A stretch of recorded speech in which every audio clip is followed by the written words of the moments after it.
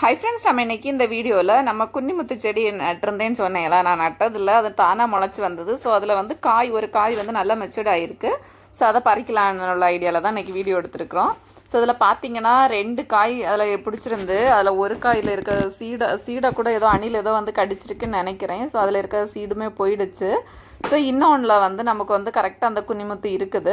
So இது வந்து அந்த பிள்ளையார் கண் வைக்கிறதுக்கு அந்த மாதிரி இல்லாமல் இது யூஸ் பண்ணுவாங்க, இல்லாமல் இதை பூஜை அறையிலலாம் வைப்பாங்க. அது என்ன அப்படின்னு எனக்கு கரெக்டாக டீட்டெயிலாக தெரியல. ஸோ உங்கள் யாருக்காவது தெரிஞ்சுன்னா கமெண்ட் பண்ணுங்கள்.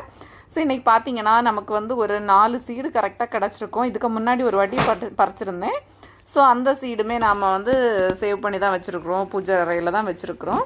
ஸோ இப்போ பார்த்தீங்கன்னா அதில் வந்து நமக்கு மொத்தம் 4 சீடு இருக்குது. பார்க்கவே அழகாக சூப்பராக இருக்குது. ஸோ முன்னாடியெல்லாம் நிறைய வேலிகள்லாம் இந்த இதை பார்க்க முடியுது, இப்போ எங்கேயுமே பார்க்க முடியறதில்ல. ஸோ இது வந்து எப்படியோ எனக்கு தானாக என்னோடய மாடி தோட்டத்தில் முளைச்சி வளர்ந்து இவ்வளோ நமக்கு வந்து கொஞ்சமாக காய் கிடச்சிருக்கு. தேங்க்யூ.